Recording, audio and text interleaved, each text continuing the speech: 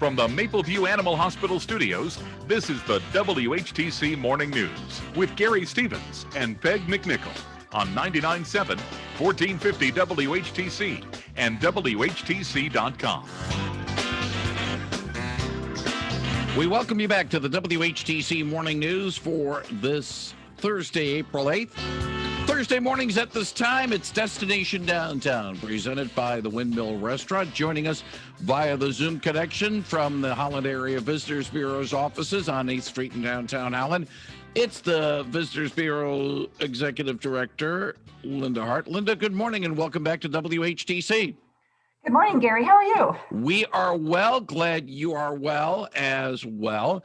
Let's get the bad news out of the way first. Another annual event has bit the dust for a second straight year because of the outbreak. We've lost the St. Patty's Day parade because of the outbreak for 2 years now. The Memorial Day parade is a casualty.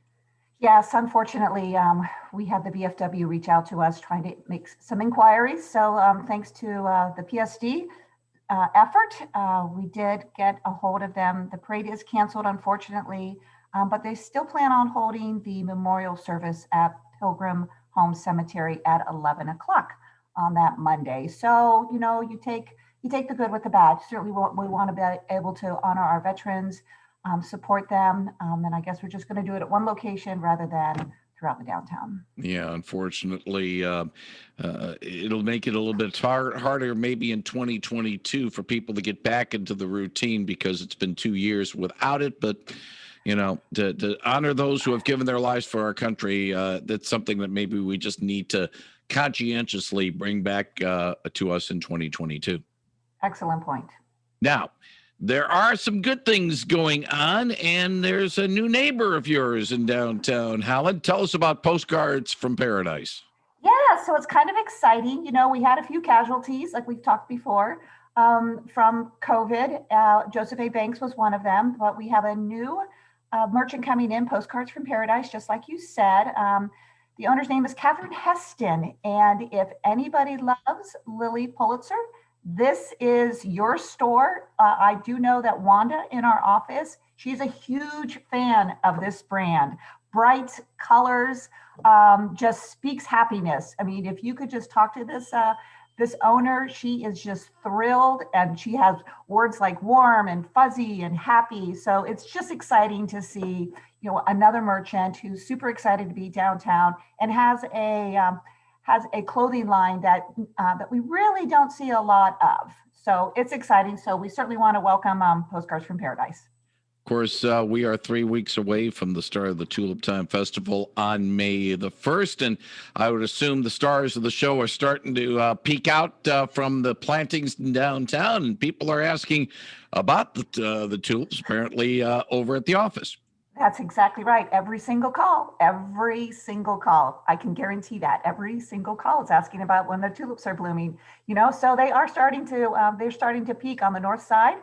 We call the sunny side of downtown. They are certainly starting to bloom.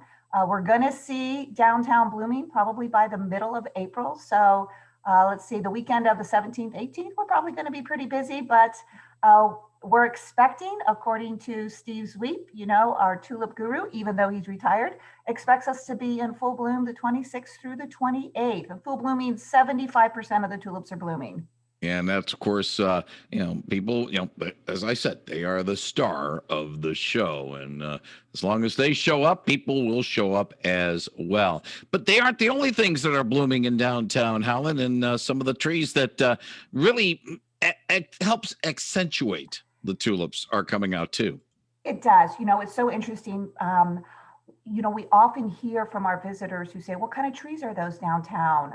It's so beautiful, even in the boulevards, you know, the Kwanzaa trees, the cherry trees, the Bradford pears, they're all starting to bloom, which just kind of adds that color splash up in the air, you know, complements the color down on the bottom. You know, what's also really interesting is that when they start to shed their blooms, it looks like downtown is snowing, you know, it's 70 degrees. So it's kind of exciting, just like, you know, they say it's another added attraction that we have here in our community. It's lovely.